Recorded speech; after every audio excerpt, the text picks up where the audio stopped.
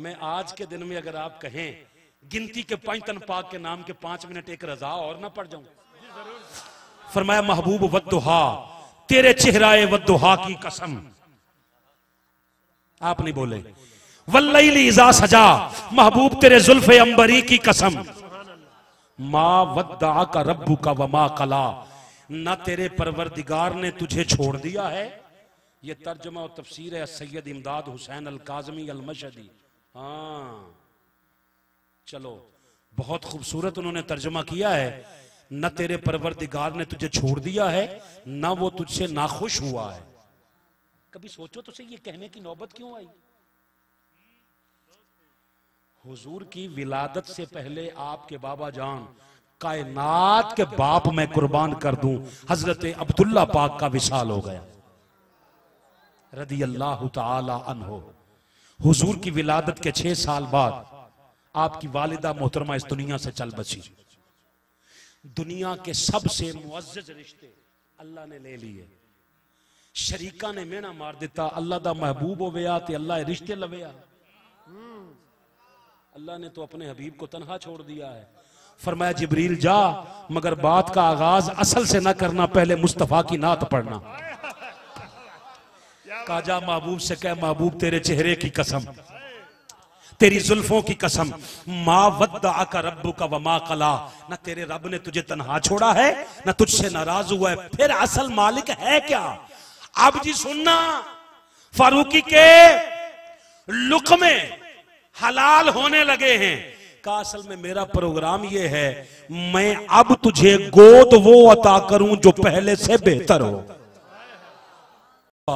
ज्योति का रब्बो का फतरदा, तेरा रब अब तुझे वो अता करेगा जिसमें तेरी रजा शामिल है। वाला सऊफा जहां भी आता है अरबी ग्रामर के बाद, अरबी ग्रामर में इसका मतलब ये होता है फिर नहीं, अभी अभी। हमने इससे मतलब लिया अल्लाह कयामत के दिन महबूब को अता करेगा। बाबा वो तो अता करेगा ही करेगा। फरमाया वाला सऊफा अभी अभी। अब जो पहले से बाद वाली जो गोद है वो अल्लाह फरमाता है पहले से बेहतर है। जरा ठंडे दिमाग से सोच, वो दूसरी गोद थी किसकी? उस दूसरी गोद का नाम गोदे अबू तालिब है। आपकी चुप ने मार दिया है मुझे। वो गोदे अबू तालिब है। नहीं, मैं फिर बोलता रहूंगा शाम तक। वो गोदे अबू तालिब है, वो गोदे अबू तालिब है। लोग अबू तालिब के कलमे ढूंढते रहे, उसने तुझे कलमा नहीं पढ़ा था। वो जालिम, ये बच्चे आपके हैं ना जी, मेरे, मैं अपने साथ नहीं लाया, आपके हैं। मुझे ईमानदारी से बताओ, इन बच्चों को तूने कब कलमा पढ़ा के मुसलमान किया? कब इनको कब कलमा पढ़ाया है तूने? तू कहता फारूकी साहब इनको कलमा पढ़ाने की जरूरत नहीं, इनका बाप मुसलमान, इनका दादा मुसलमान। यार क्या कब बोलते हैं आप यार? का ये नस्ली मुसलमान है और नस्ली मुसलमानों को फिर से कलमा पढ़ाने की जरूरत नहीं। मैंने कहा जालिम, तेरे और मेरे ईमान में फर्क ये है, ये नस्ली मुसलमान है, वो असली मुसलमान है। तेरा बाप दादा चलते चलते पत्नी आगे काफिर निकलेगा। मुस्तफा का बाप दादा आदम तक चल, सारे के सारे मुसलमान थे। उनको कलमा पढ़ने की क्या जरूरत थी? वो कलमा पढ़ ले तो दरजात में बुलंदी है, अगर ना पढ़े तो कलमे की हाजत नहीं। मुझे बता, एक लम्हे के लिए जरा सोच, हजरत हलीमा सादिया को कलमा किसने पढ़ाया था? खुदा का नाम मान, ये शऊर की बात है, दिल में जगह दे। अगर कोई कहे कि हलीमा सादिया ने मुस्तफ़ा को दूध पिलाया है, फारूकी साहब आप नहीं मानते, मेरा अकीदा वो है जो मिनहाजुल कुरान का है, जो अहले सुन्नत का है। मेरा अकीदा वो है, मगर सवाल करना मेरा बुनियादी हक है। अबू तालिब ने अगर कलमा नहीं पढ़ा तो तू मुझे बता, जब मुस्तफ़ा को दूध पिला रही थी हलीमा, तो हलीमा का मजहब क्या था? अगर कोई कहे हलीमा काफिर थी तो खुद काफिर हो जाएगा। क्यों? सूरह कसस की आयत नंबर 12 में ना, मूसा अलैहिस्सलाम जब फिरौन के दरबार में पहुंचे हैं ना, अभी संदूक से निकले तो भूख लगी। फिरौन ने कहा दाइयो सारियां आ जाओ और मूसा को दूध पिलाओ। सबने दूध दिया मगर मूसा ने मुंह भी नहीं लगाया। कुरान से पूछा वजह क्या है? कुरान ने कहा वहर्रमना अलैहिल मरादिया मिन क़ब्लु, हमने मूसा पर उन दाइयों का दूध पहले से हराम कर दिया था। मूसा काफिरा का नहीं पीते, मुस्तफा कैसे पिएंगे? क्या बात, जिंदाबाद, माशाअल्लाह, माशाअल्लाह। जिसको नबूवत मुस्तफा की वजह से मिली है वो मूसा काफिरा का दूध नहीं पीता। प्यारे भाई, वो मूसा काफिरा का दूध नहीं पीता, मुस्तफा कैसे पिए? दूध तो पिए, काफिरा का नहीं पिया।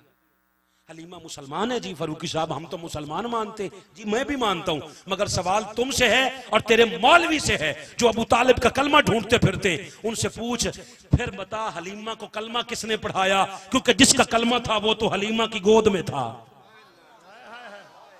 कलमा आया है 40 साल के बाद, कलमा तब था ही नहीं, तो हलीमा ने कौन सा पढ़ा?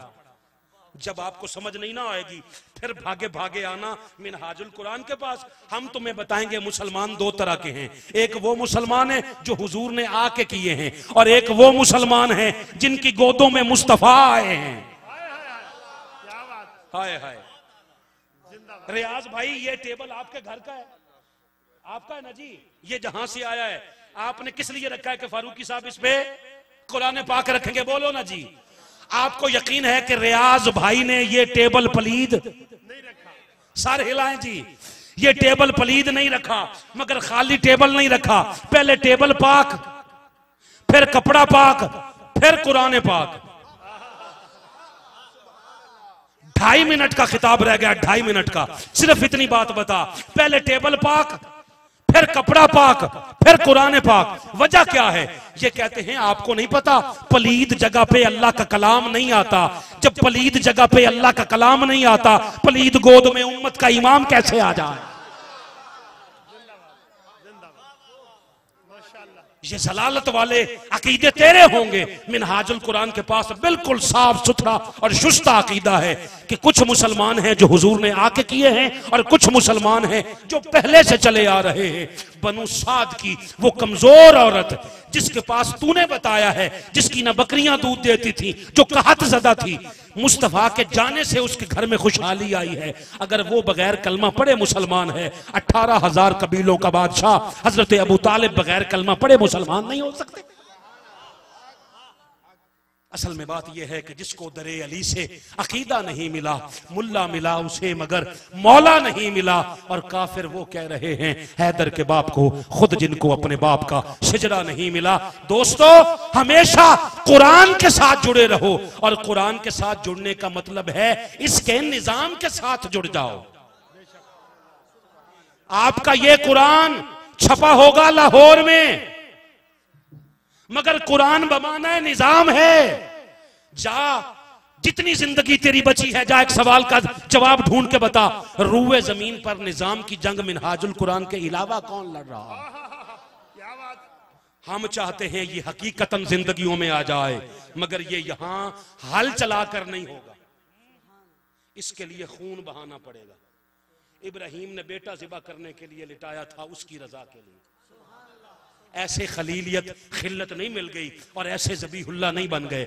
इसके निजाम के लिए आओ, जिंदगी गुजर जाएगी, सांसें खत्म हो जाएंगी, फिर कभी सिवाय पछतावे के मुकद्दर रह जाएगा, मुकद्दर में सिर्फ पछतावा रह जाएगा। याद रखो, आ जाओ निजाम की इस जंग में। हुसैन किस लिए गए थे? यजीद के साथ क्या मसला था? यजीद कलमा तो पढ़ता था, कलमा गोओं के साथ लड़ना भी जायज है, निजाम का मसला था। एक यजीदी निजाम था, एक निजाम मुस्तफा था। वो जो मुस्तफा का निजाम था ना, जो अबू जहल के मद्दे मुकाबिल था, अबू जहल के निजाम में बेटी जिंदा दफन हो रही थी, मुहम्मद के निजाम में बेटी के लिए खड़े होकर इस्तकबाल किया जा रहा था। उस निजाम को खतरा था यजीद से। मौला हुसैन ने अली असगर से लेकर अली अकबर तक दे दिए, मगर निजाम को बचाया, वो निजाम मुस्तफा का है। आज इस निजाम को फिर से खतरा है, तेरे खून की जरूरत है। आज आ जाएगा तो खून से बच जाएगा।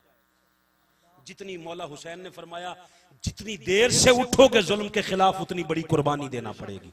आज वक्त है, उठो, मिनहाजुल कुरान के दस्तो बाजू बनो, हमेशा निजाम की इस जंग में हुजूर शेखुल इस्लाम के साथ रहो। फकीराना आए सदा कर चले, सदा खुश रहे दुआ कर चले। अल अज़मतु लिल्लाह, वस्सलामु अलैकुम व रहमतुल्लाहि व बरकातहू।